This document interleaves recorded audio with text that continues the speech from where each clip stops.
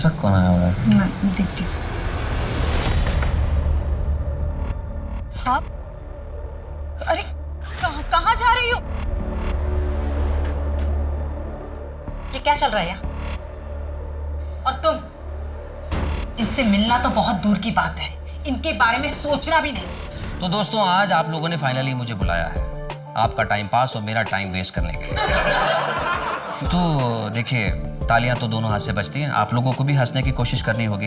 दोस्तों, मैंने एक एनालॉजी बनाई है जिसमें औरत और मर्द को अगर प्लैनेट्स की उपमा दी जाए तो औरत क्या है?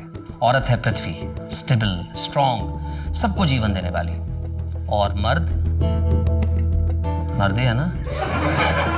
हाँ, और मर्द इज लाइक मार्स, हमेशा अजम्पशन में रहता है, खोया ही खोया रहता है। पानी हो सकता है, जीवन हो सकता है, जिंदगी हो सकती है, गर्लफ्रेंड हो सकती है। वैज्ञानिक के दृष्टिकोण से नहीं, ये मेरा अपना ही दृष्टिकोण है। तो फाइनली सच ये है कि रेस्पेक्ट वुमेन।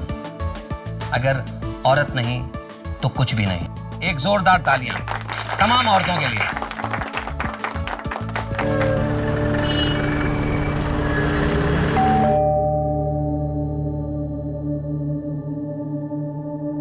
अरे आप यहां से गुजर रहा था तो सोचा आपका हालचाल पूछता चलो।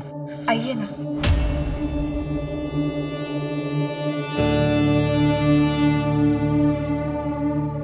बैठिए, चाय पियेंगे आप? हाँ बिल्कुल। जी, मैं अभी बना के लेके आई।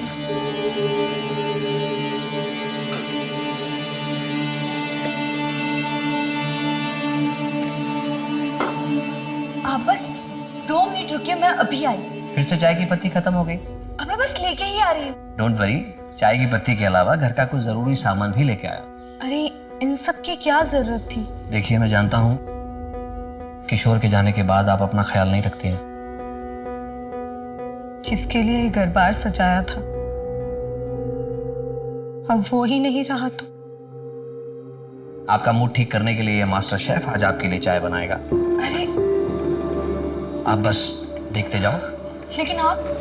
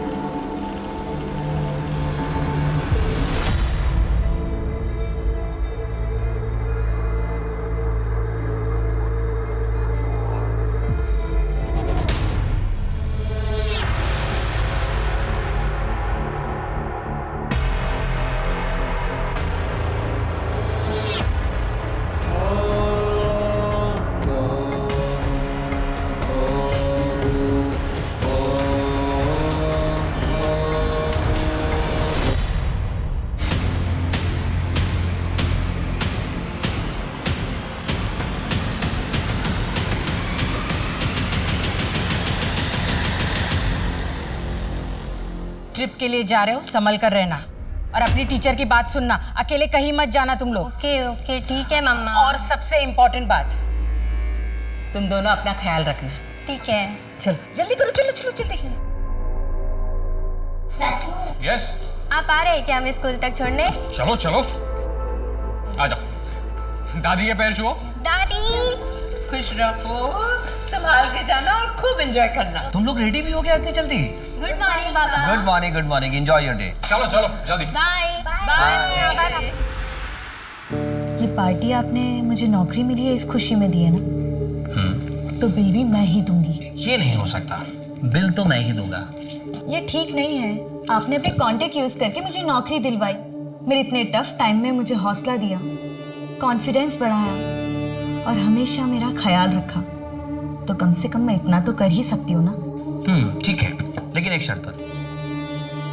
आज से तुम, सॉरी मेरा कहने का मतलब है आप, मैंने आपके लिए जो भी कुछ किया है उसके लिए आप बार बार मुझे थैंक्स नहीं बोलेंगे। तो फिर मेरी भी एक शर्त है। फरमाइए। अब से आप मुझे आप नहीं तुम कह के बुलाएंगे। तुम भी मुझे अब से तुम ही कहोगे।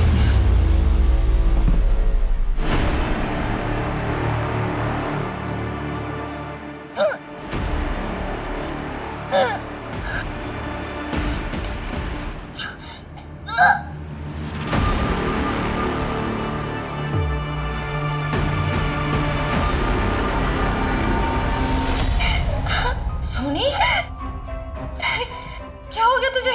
ठीक तो है ना तू? दीदी मेरे पेट में बहुत दर्द हो रहा है। हंसते हंसते अब आपके पेट में दर्द होने वाला है, क्योंकि मैं मिलवाने वाला हूं इस कैफे के मैनेजर और मेरी वाइफ कम एजेंट मिस्टर विमल से। वो मैं इसलिए कह रहा हूं, इसने एक प्रोग्राम क्या दिला दिया, मुझ पे ही रुबाब दिखाता है और पैसे भी मुझसे लेता है पत्नी की तरह।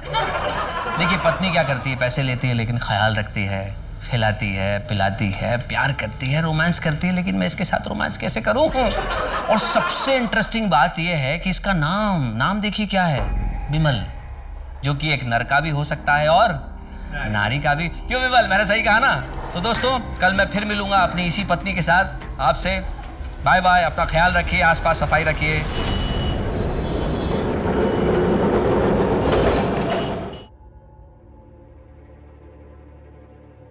अरे इतनी सुबह सुबह कहाँ जा रहे हैं? बस माँ वो परेशान लग रहे हो, क्या बात है? कुछ नहीं माँ, हाँ प्रसाद दीजिए। ये क्या है तुम्हारे हाथ में? कुछ काम के कागजात है माँ। अरे दादा, आज तो आपको छुट्टी है ना? हाँ, लेकिन एक ज़रूरी काम याद आ गया, इसीलिए बाहर जा रहा हूँ। अच्छा। अच्छा माँ, जाता हूँ। अब बेटा जाता हूँ नहीं, बोलो आता हूँ। आता हूँ माँ। सुनिए, बिना चाय पिए ही चले गए। अरे भाभी, दादा चले गए तो क्या हुआ, मैं हूं ना। और आपने इतने प्यार से चाय बनाई है, वो वेस्ट थोड़ी होने दूंगा। दीजिए। बहू, अरुण की कुछ खबर? सुबह से निकला है, कुछ खाया पिया भी होगा कि नहीं? और बच्चे पिकनिक पे गए हैं, उनकी कोई खबर? बच्चे ट्रिप में मौज कर रहे हैं, बहुत खुश है वो लोग। मेरी फोन पे बात हुई थी, पर अरुण की। हाँ ठीक है, आपको जैसे ही कुछ पता चले मुझे तुरंत कॉल करो। Okay bye. अरुण की कोई खबर? नहीं माँ, किसी को नहीं पता वो कहाँ है। मैंने सबसे पूछ लिया, समझ में नहीं आ रहा, अपना फोन बंद करके बिना किसी को बताए कहाँ चले गए हैं। कल सुबह से मेरा बेटा कहीं चला गया है, उसे कहीं से भी ढूंढ कर लाइए। आप लोगों ने ऑफिस वालों से, दोस्तों से, रिश्तेदारों से पूछताछ की? सबसे पूछा सर। फिरौती का कोई फोन आया था? नहीं सर। बाहर वालों से किसी के साथ झगड़ा, किसी ने धमकी दी हो? हाँ सर, एक बार दादा ने उनके मैनेजर बिमल पे जोक बनाए थे। लोगों को तो बहुत मजा आया था, लेकिन बिमल बहुत भड़क गया था। पहले ही पहुंच जाते तो अच्छा रहता। हाँ, मजाक हो रहा था मेरा, कमीने। विमल मेरी बात सुन, तूने मुझे वहाँ सबको हंसाने के लिए तो बुलाया था, मैं बस अपना काम कर रहा था, लोगों को हंसाने की कोशिश कर रहा था। देख, दिल से सॉरी बोल रहा हूँ, जो हुआ उसे भूल जा। अबे, अरे सबके सामने इंसल्ट करता और इधर अकेले में सॉरी बोलता है। अरे छोड़ो यार, इनको क्या कर रहे हो आप? तूने मेरा इंसल्ट किया ना, देख मैं तेरे साथ क्या करता हूँ। ये छोड़ ना, देख। सर ये बिमल बहुत टेढ़ा आदमी है, कब किसके साथ क्या कर बैठे कुछ कह नहीं सकते। बिमल के अलावा और किसी पे शक है आपको? हाँ, नहीं सर। ठीक है, हम अरुण को ढूंढने की कोशिश कर। आप जा सकते। इस बिमल की हिस्ट्री ज्योग्राफी निकालो, अरुण की और बिमल के कॉल रिकॉर्ड्स चेक करो, उनकी लास्ट लोकेशन मैच करके देखा, और हाँ, अरुण के बैंक डिटेल्स भी निकालो। हो सकता है ये पैसे वगैरह का मामला।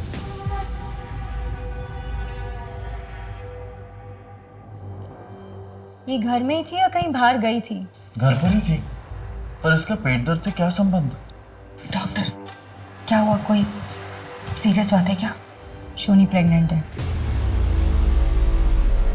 सर, अरुण के कॉल रिकॉर्ड्स मैंने बहुत अच्छे से स्टडी किया। अरुण के कॉल रिकॉर्ड्स के हिसाब से अरुण और जैस्मिन के बीच दिन में कम से कम 5 से 6 बार बात होती थी, और बातें बहुत लंबे लंबे होती थी सर। ये जैस्मिन कौन? सर, अरुण के दोस्त की वाइफ। कुछ ही महीनों पहले उसकी दोस्त की मौत हो गई, और अगले ही हफ्ते से उन दोनों में बातचीत शुरू हो गई थी सर। अरुण के बैंक डिटेल्स हैं? हाँ सर, ये देखिए। लेकिन बैंक स्टेटमेंट से एक इंटरेस्टिंग बात पता चली है सर। जैस्मिन से मिलते हैं? सर,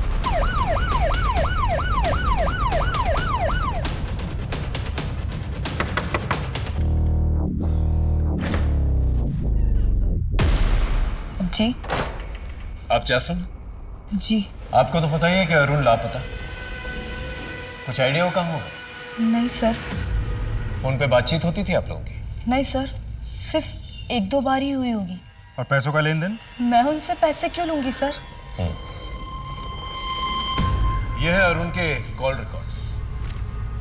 इसके मुताबिक दिन में 5-6 बार आप लोगों की बातचीत होती थी, और ये है इसके बैंक स्टेटमेंट्स। इसके मुताबिक काफी पैसे ट्रांसफर किए उसने आपको। अब आप सीधे सीधे बताएंगे या पुलिस स्टेशन चल के बताएंगे? बताती हूँ सर। एक्चुअली अरुण मेरे पति के बहुत अच्छे दोस्त थे। मेरे पति के चले जाने के बाद उन्होंने मेरी बहुत मदद की, पैसों से ही नहीं, मुझे अपने पैरों पे खड़ा किया और उनकी ये मदद मैं कभी भूल नहीं सकती। हम दोनों बहुत अच्छे दोस्त बन गए थे और न जाने कब एक दूसरे से प्यार हो गया, पता ही नहीं चला। सब कुछ बहुत अच्छा चल रहा था सर, और एक दिन इस वक्त कौन आया हुआ है? मैं देखती हूँ। हाँ, अरे कहाँ जा रही हो? ये क्या चल रहा है यहाँ? और तुम, इनसे मिलना तो बहुत दूर की बात है, इनके बारे में सोचना भी नहीं। उसके बाद अरुण का यहाँ आना 2 महीनों के लिए बंद हो गया। मैंने भी उसे भुलाने की कोशिश की, लेकिन एक दिन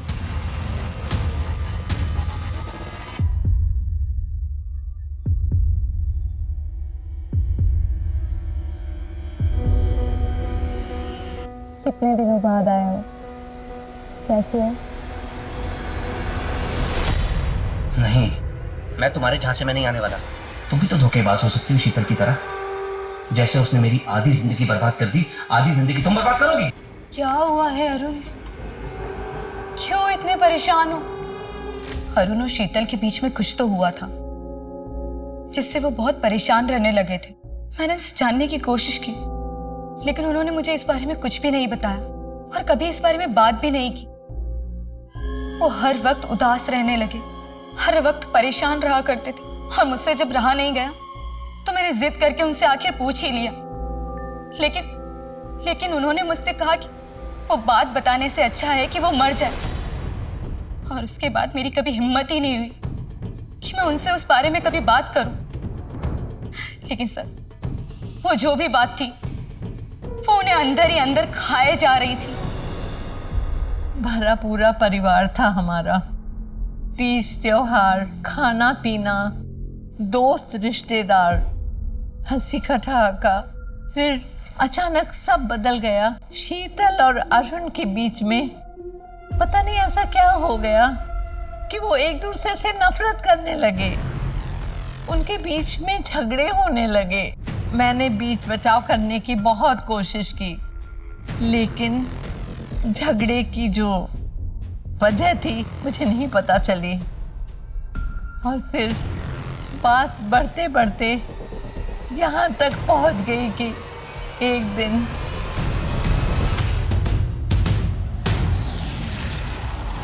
क्या हुआ अरुण? खून कैसे बह रहा है? क्या लग गया? दादा, क्या हुआ? माँ, क्या हुआ दादा को?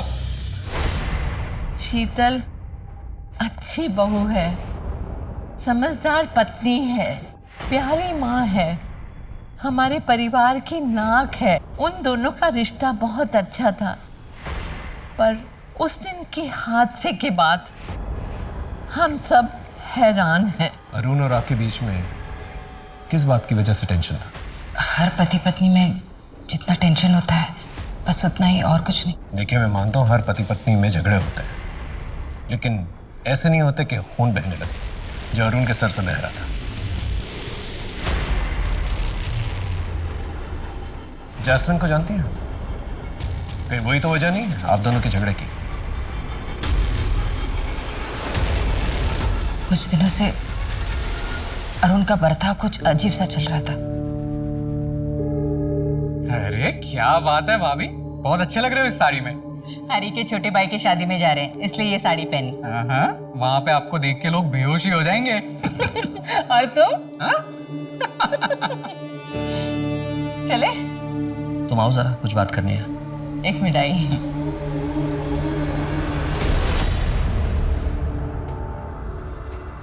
ये कैसा ब्लाउज पहना हुआ है तुमने? विदाउट स्लीव्स है, मुझ पर बहुत जच रहा है ना? नहीं, चेंज करो इसे अभी। मेरा कहने का मतलब है कोई सादा सा पहन लो, लॉन्ग स्लीव्स का ब्लाउज पहन लो।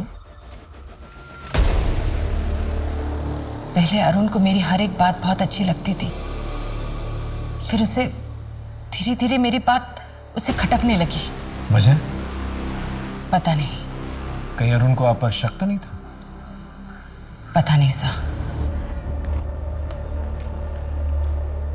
शीतल के बिहेवियर से तो लग रहा है जैसे अरुण को उस पर शक था। हो सकता है अरुण की गुमशुदगी में शीतल का हाथ हो।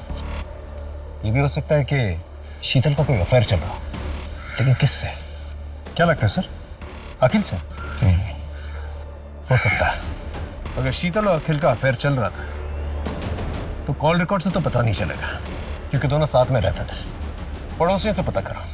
अगर वाकई में दोनों का अफेयर चल रहा था तो एक पुख्ता वजह हो सकती है जहां पर दोनों ने मिलकर अरुण को गायब किया। सर सोनी, तुम कुछ तो याद होगा ना? तुम किससे मिली थी? किसी ने कुछ खिलाया था या किसी ने कुछ किया तुम्हारे साथ? मुझे कुछ भी याद नहीं आ रहा दीदी।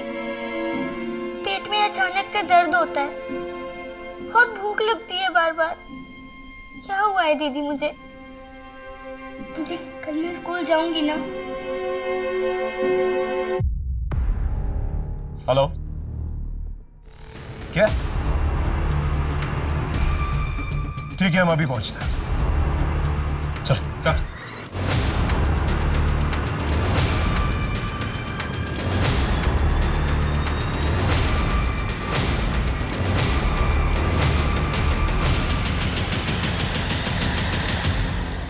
सर ये तो अरुण है।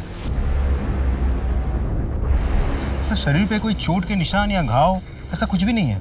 मतलब जिसने भी किया है बड़ी सावधानी और चालाकी से किया। इस विमल को ढूंढो, वही एक सस्पेक्ट। पंचनामे के बाद बॉडी को पोस्टमार्टम के लिए भिजवा था और उनकी फैमिली को खबर कर दी। सर विमल का पता चल गया। कहाँ पर है? एक लॉज में छिपा बैठा है। लेकर आओ। तूने ही अरुण को मारा ना? मैंने अरुण को नहीं मारा सर। उसने तेरा मजाक उड़ाया था, तूने उस पर हाथ उठाया और मौका मिलते ही तूने उसका मर्डर भी कर दिया। मैं उस झगड़े को कब का भूल गया हूँ सर। तो फिर शहर छोड़ के क्यों भागा था? लॉज में क्यों छुपा हुआ था? सर मैं कर्जे में डूबा हुआ हूँ, साहूकार मुझे ढूंढ रहे थे, इसलिए घर छोड़ के यहाँ लॉज में रह रहा हूँ। सारे मोटिव्स तेरे पास ही हैं अरुण को मारने के लिए, और कोई नहीं मारना चाहता था उसे। है सर। कौन? अरुण की बीवी शीतल। क्या? हाँ सर। वो अरुण को क्यों मारना चाहेगी? सर अरुण ने मुझे खुद बताया था, जब भी वो अपनी पत्नी के करीब जाता था वो इसकी बेइज्जती करती थी, कहती थी बदबू आ रही है। सर यहाँ तक कि वो उल्टी भी कर देती थी। सर विमल ने शीतल के बारे में जो कुछ भी कहा, शीतल ने या अरुण की मां ने कभी भी ऐसा कुछ नहीं बताया हमें। एक पत्नी अपने पति को इसलिए मार देती है क्योंकि उससे बदबू आती है। ये बात कुछ हजम नहीं हो रही। जरूर कोई और वजह है जो घर वाले भी हमसे छुपा रहे हैं। ये शीतल अखिल के रिलेशनशिप के बारे में कुछ पता चला? इसे पता लगाने की कोशिश कर रहे हैं, थोड़ा सा समय लगेगा।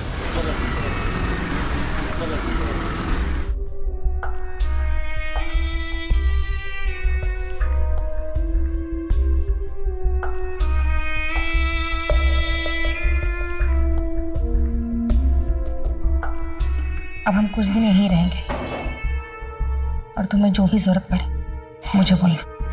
मैं बाजार से तुम्हारे लिए लेकर आऊं। तब तक तुम इस कमरे से बाहर मत निकलना। फिर कब तक? जब तक तुम्हारा बच्चा डिलीवर नहीं हो जाता। मेरे बच्चे स्कूल के ट्रिप के लिए गए थे। पता चला अरुण जिस दिन घर से गायब हुए थे उस दिन उन्होंने वहां जाकर बच्चों को बीच ट्रिप से वापस ले आए। ना अरुण घर वापस आए और ना ही बच्चे वापस आए सर। तो उसके बाद अरुण की लाश मिली। और कुछ? सर रजिस्टर्ड पोस्ट से आज ये दादा का लेटर है। मैं आत्महत्या कर रहा हूं। मेरी आत्महत्या के लिए मेरी पत्नी शीतल जिम्मेदार।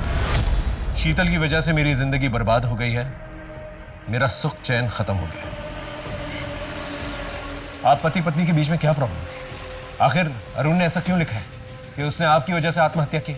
सर मुझे कुछ नहीं पता, सिर्फ आप लोग मेरे बच्चे को ढूंढ कर लाइए। अरुण घर से निकला, फिर उसने बच्चों को पिकअप किया और उसकी लाश फिर कुएं के पास मिली। कहीं बच्चे वही तो नहीं?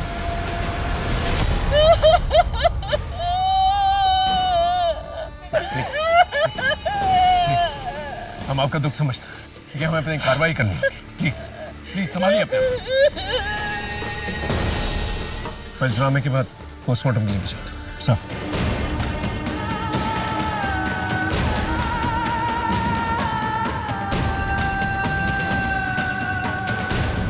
हाँ बोलो। क्या? भाभी प्लीज दरवाजा खोलिए भाभी। दरवाजा खोलो बेटा। सर भाभी ने खुद को कमरे में बंद कर दिया है। देखिए दरवाजा खोलिए प्लीज। दरवाजा खोलो। भाविक सर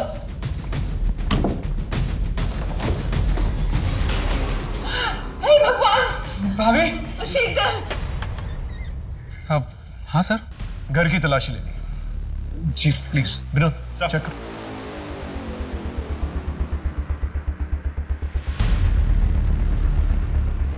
सर अंदर अरुण के कमरे के कबर्ड से ही मिला। ये देखिए। अरुण और शीतल के बीच में क्या प्रॉब्लम थी? नहीं पता। इस बोतल में ऐसा क्या खास है जो इस तरह से पैक करके रखा हुआ है इसे? सर वो दादा के बाल झड़ रहे थे ना, तो वो डॉक्टर के पास से ये तेल ले आए थे और भाभी को इसकी स्मेल पसंद नहीं थी, तो इसलिए शायद ऐसे पैक करके रखा होगा।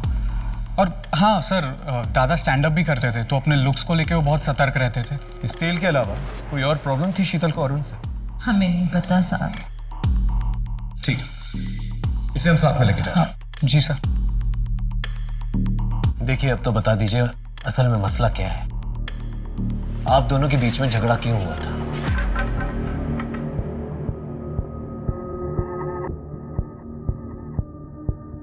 ये तेल हमें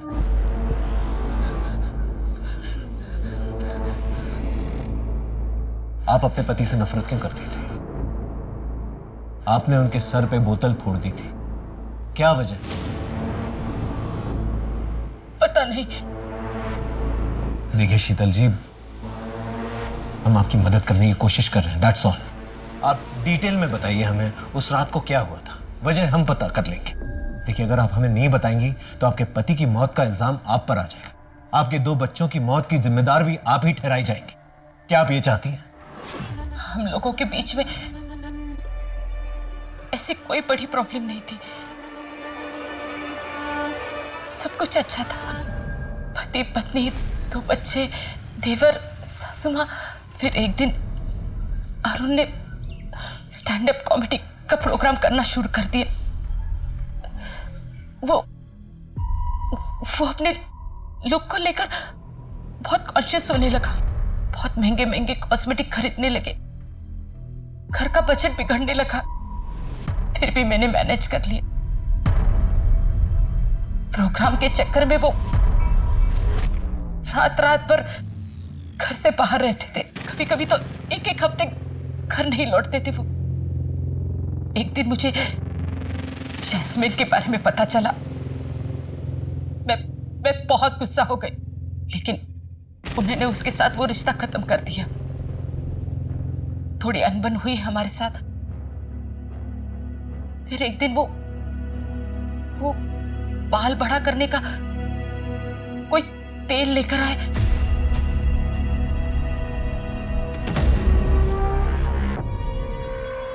अरुण, कितनी बदबू आ रही है, मत लगाइए ये तेल। मेडिसिन है शीतल, देखना जहाँ जहाँ से मेरे बाल झड़ गए ना, सारे के सारे वापस आ जाएंगे। प्लीज मत लगाओ, बहुत गंदी बदबू आ रही है।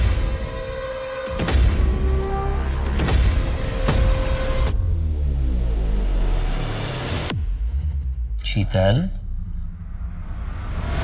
सो गई क्या? हे शीतल, शीतल क्या हुआ? अरे अरे शीतल, ये क्या किया तुमने?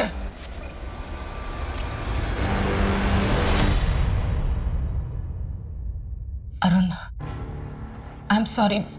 वो बाय मिस्टेक से मैंने सर पे। I am really sorry Arun, मुझे माफ कर दो। शीतल आखिर तुम्हें हो क्या गया था? हमारे बीच में ऐसी कोई बात नहीं थी, तुमने अपना आपा खो दिया। सच बताओ क्या बात है, बोलो। कहीं तुम मुझे गलत ना समझ लो। शीतल मैं तुम्हें जज नहीं करूंगा, मैं तुम्हें समझने की कोशिश करूंगा। देखो, तुम्हारे मन में जो डर है, जो तकलीफ है, उसे बाहर निकालने में मैं तुम्हारी मदद करूंगा। प्लीज बोलो क्या बात है।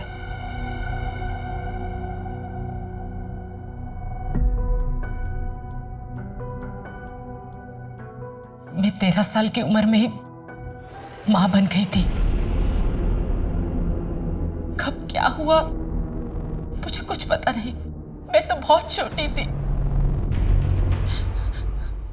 दीदी ने मुझे बताया कि मैं प्रेग्नेंट हूं। फिर दीदी ने मुझे ये भी बताया कि किसी ने मेरे जूस में कुछ मिलाया था। फिर बेहोश होने के बाद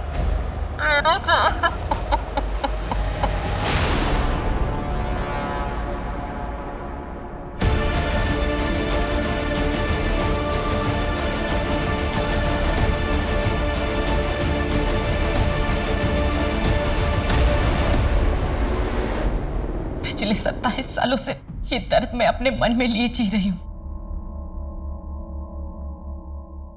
अरुण, आज आपने हौसला दिया तो अरुण, आपने मुझसे वादा किया था कि आप मेरा साथ देंगे। अरुण,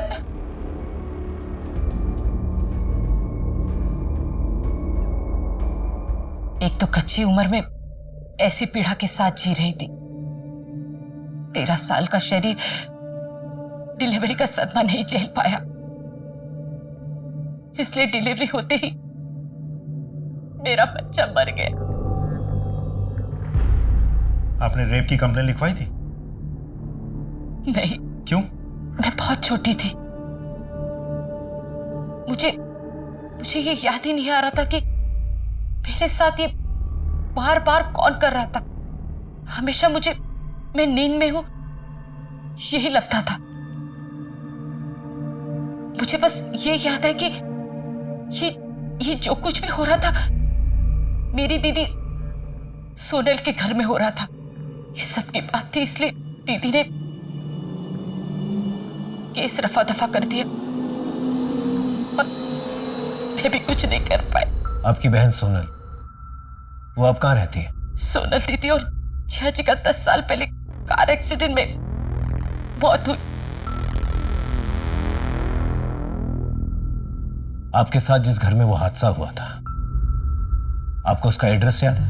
डिटेल में तो नहीं पता, पर बनाटी में एक गार्डन है, उसके सामने विश्वास डेयरी के बाजू में ब्राउन कलर का वो ऐसा आर्क बंगला है। उसी में दीदी और जियाजी रहते हैं और उनके बगल में चैटर्जी और मित्तल जी, वो भी वहीं रहते हैं, दीदी के घर में।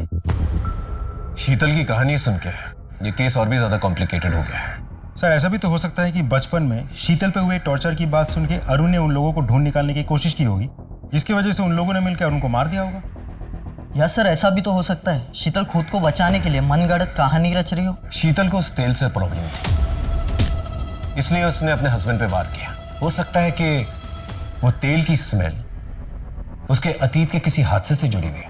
क्या है कि कुछ हादसे ऐसे होते हैं जो दिमाग में घर कर जाता है, इंसान उन्हें याद करके भी याद नहीं करना चाहता, लेकिन फिर कुछ ऐसा होता है जो दोबारा से वो हादसों को ट्रिगर करता है और दिमाग के बंद दरवाजे दोबारा से खुल जाते हैं और फिर इंसान ऐसे रिएक्ट करता है जिस तरह से शीतल ने रिएक्ट किया अपने हस्बैंड के साथ। लेकिन अगर शीतल झूठ बोल रही तो उसने कमाल की कहानी रची है और अपने ही हस्बैंड और बच्चों को मार दिया। वो ऐसा करेगी क्यों? एक काम करते हैं, शीतल ने जो पुराना एड्रेस दिया है ना अपना, वहां चल के पूछताछ करते हैं, देखते हैं क्या क्लू मिलता है। Excuse me sir. हेलो, हाँ, ओके सर, पोस्टमार्टम रिपोर्ट आ गई है। बच्चों की बॉडीज में सेडेटिव्स मिले हैं। इसका मतलब नींद की गोलियां देकर बच्चों को मारा गया है।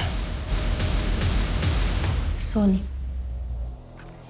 10 साल पहले जो हुआ उसे भूल जाओ। सारे मर्द एक जैसे नहीं होते, कुछ अच्छे भी होते हैं। ये देखो, मैंने तुम्हारे लिए एक अच्छा सा लड़का देखा है, तुम इससे शादी कर लो, ये तुम्हें बहुत खुश रखेगा। अरे ज़्यादा सोचो मत, मैंने हाँ कह दी है, बस 15 दिन में शादी होने वाली है। मैं चलती हूँ, मुझे बहुत तैयारियाँ करनी है।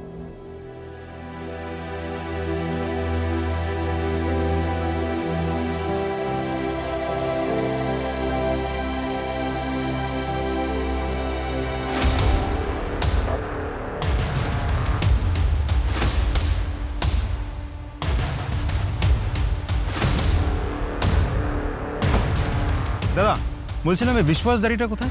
विश्वास डेयरी सर, यहाँ तो कोई विश्वास डेयरी नहीं। हाँ, गिरधर डेयरी है आगे। आप यहाँ कब से रहते हैं? सर मैं तो पैदा ही यहीं हुआ था। अच्छा 27 साल पहले यहाँ कोई विश्वास डेयरी हुआ करती थी? नहीं। अच्छा এখানে একটা বাগান ছিল, एक गार्डन, एक बगीचा टाइप ऐसा कुछ? क्या मजाक कर रहे हो साहब?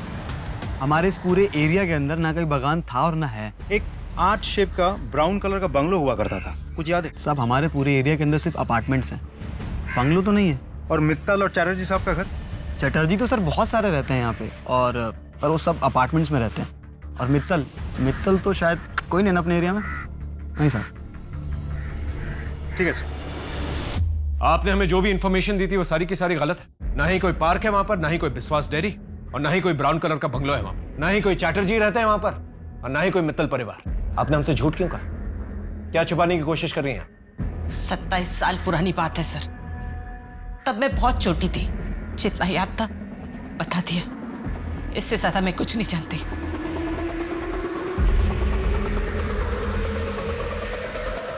सर ये औरत सिर्फ घुमा फिरा के बात कर रही है, देख लीजिएगा फिर से कोई नाटक करेगी। इसकी सास से पता करो इसका रिश्ता किसके जरिए आया था, हो सकता है कोई क्लू मिल जाए। Right sir. गिरीश जी कुछ तो याद होगा आपको। शीतल की बहन और मैं हम साथ में काम करते थे। शीतल की बहन की और मेरी कभी ज्यादा बात नहीं होती थी, लेकिन एक दिन अचानक वो जॉब छोड़कर चली गई थी। उसके कई सालों के बाद वो मुझे एक दुकान में मिली थी, तब मेरी उससे कुछ बात हुई थी। तब उसने बताया कि वो शीतल की शादी करने वाली है। मैंने भी उसको बताया कि मेरी नज़र में कुछ लड़के हैं, उनमें से एक लड़के अरुण के साथ उसकी शादी हो गई थी। उसके बाद हमारी मुलाकात नहीं हुई। ये शीतल और उसके पति ये दोनों कहाँ रहते थे? ये दोनों अग्रपाड़ा में रहते थे।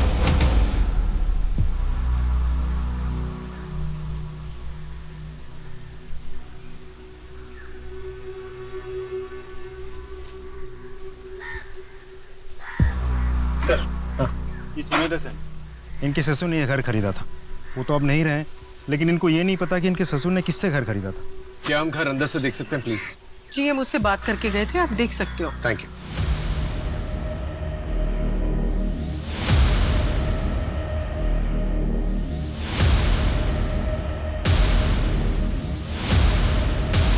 कुछ याद आ रहा है घर देख के? हाँ, मैं यहाँ 5 साल रही हूँ।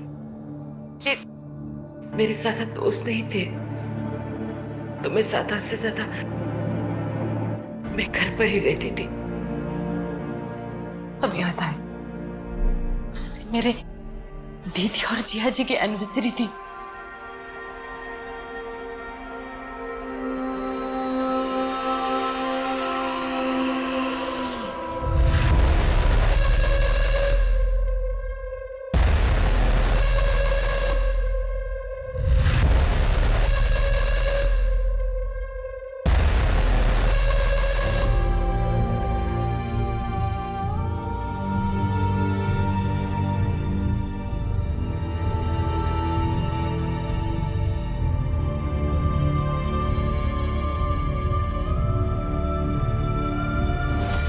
अब मुझे यकीन हो गया कि वाकई शीतल के साथ बचपन में वो अत्याचार हुआ है। सर सिर्फ शीतल के रोने धोने की वजह से हम उसकी बातों पे यकीन कर ले या उसको बेकसूर मान ले, मुझे नहीं लगता ये सही रहेगा, क्योंकि अभी तक हमारे पास इस बात का कोई सबूत नहीं है कि रेप हुआ था, और इस बात का भी कोई सबूत नहीं है कि उसकी दीदी और जीजा इसी घर में रहते थे।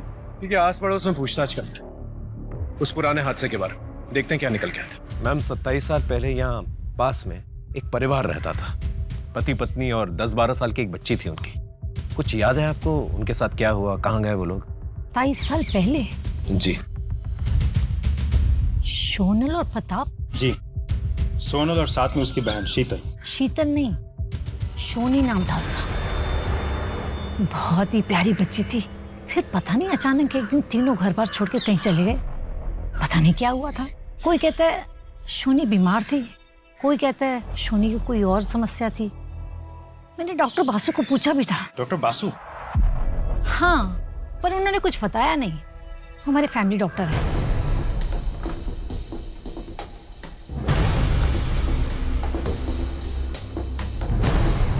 सर, मैं आपको थोड़ी देर में फोन करता हूँ। जी हाँ। सोनल और प्रताप के पुराने सामान में से ये फोटो एल्बम मिला है।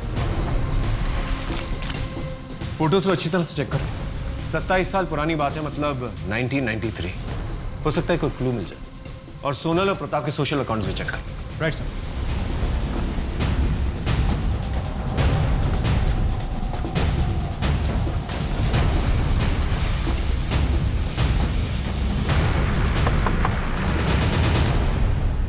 सूरज यहीं पर रहता है? सूरज यहीं पे था, लेकिन वो भाग के चला गया है घर से। मिल नहीं रहा है वो, हम ढूंढ रहे हैं उसे। सर, हम इस केस को क्रैक करने की कितनी भी कोशिश कर ले, कहीं ना कहीं से कोई ना कोई प्रॉब्लम आ ही जाती है और सारे रास्ते बंद हो जाते हैं। इतना अच्छा क्लू था, वो भी हाथ से निकल गया। अब क्या करें? इस केस के सिलसिले में जितने भी पुराने सबूत हैं, जैसे पुराने लेटर्स, पुराने फोटोग्राफ्स, पुराने बिल्स वगैरह, ये सारी चीजें जो है ना शीतल को दिखाते हैं। फिर पता चलेगा कि वो विक्टिम या फिर कत्ल। सर, ये रोनित है, आपके जीजा प्रताप के ऑफिस कलीग हुआ करते थे। ये श्रीनाथ है, आपके दीदी के घर के पड़ोसी हुआ करते थे।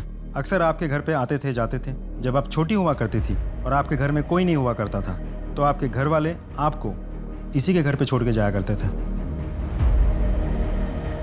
और ये जो ग्रुप फोटो है, ये उस घर में आपकी दीदी की लास्ट एनिवर्सरी की फोटो है। इसके बाद हमें ऐसी फोटो नहीं मिली। मतलब शायद उसके बाद से आपके दीदी और जीजा ने अपने आप को बाकी की दुनिया से कट ऑफ कर लिया था।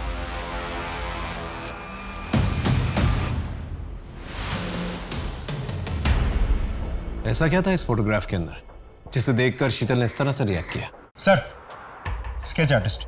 हाँ, ये फोटो देख रहे हैं? ये फोटो 27 साल पुरानी है। इस फोटो में जितने भी लोग हैं 27 साल के बाद कैसे दिखेंगे, उसका एक स्केच चाहिए। अपने मुताबिक बना के लेंगे।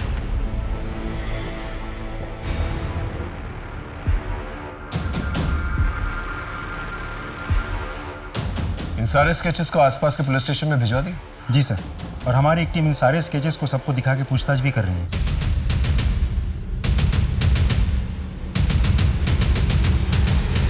सर, इस फोटो में 2 लोगों की मौत हो गई है। और ये बाकी 3? सर, इनके भी डिटेल्स मिले हैं। ये तीनों प्रताप के दोस्त हुआ करते थे, अक्सर प्रताप के घर जाते थे। 3 में से 2 तो प्रताप के दूर के भाई हैं और एक दोस्त। स्टेज तो सेट, बस सूत्रधार को ढूंढने की जरूरत है। लेकिन सर, ये सूत्रधार है कौन?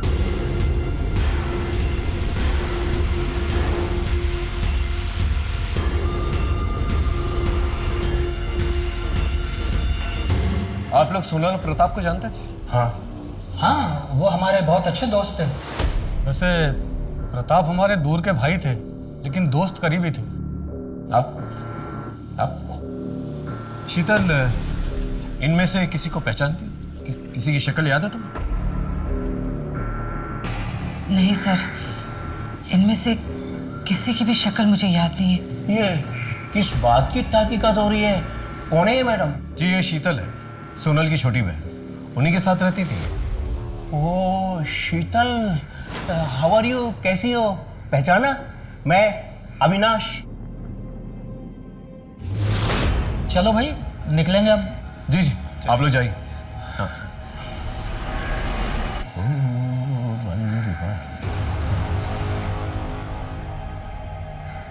एक मिनट प्लीज, वापस आइए। 1 मिनट। इस बॉक्स में कुछ कॉस्मेटिक्स है। जो भी कॉस्मेटिक्स आप लोग डेली यूज करते हैं, उन्हें चूज कर लीजिए।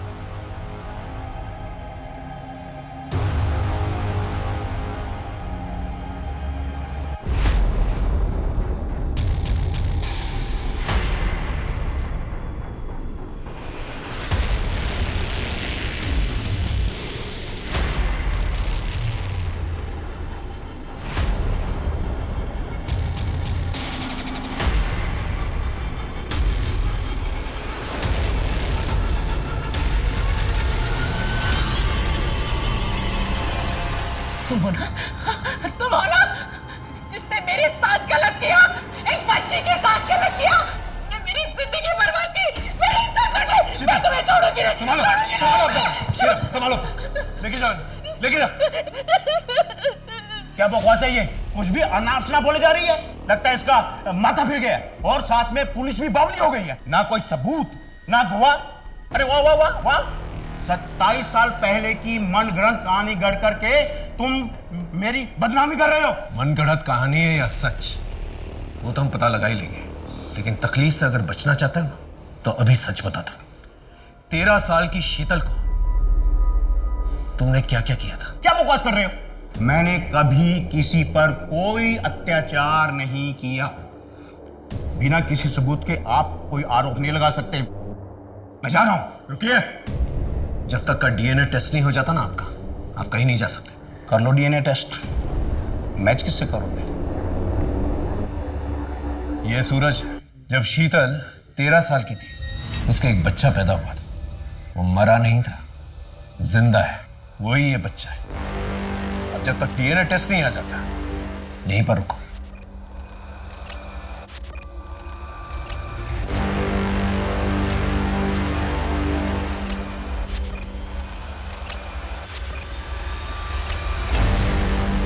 तुम्हारा डीएनए और सूरज का डीएनए मैच करता है।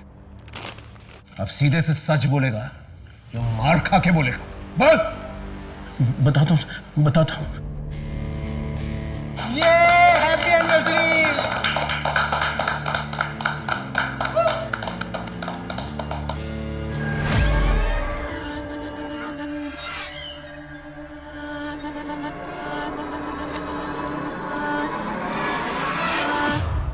जूस।